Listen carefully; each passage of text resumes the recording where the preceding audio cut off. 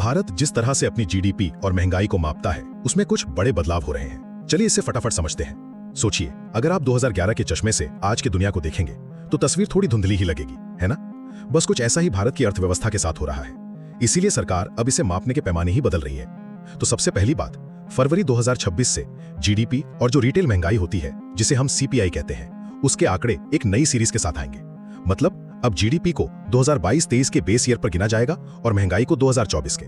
और हाँ, industrial production का डेटा भी मई 2026 से नए बेस ईयर पर ही आएगा। दूसरी बात, आप सोच रहे होंगे कि भाई ये सब करने की जरूरत क्या है? देखिए, इसका सीधा मकसद है डेटा को आज के हिसाब से ज्यादा सटीक बनाना।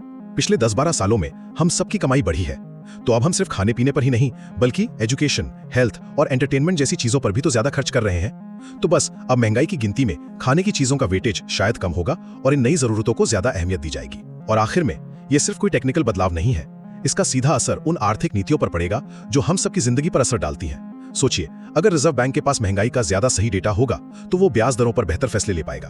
और जब इकोनॉमी की तस्वीर साफ होती है तो विदेशी निवेशकों का भरोसा भी तो बढ़ता है।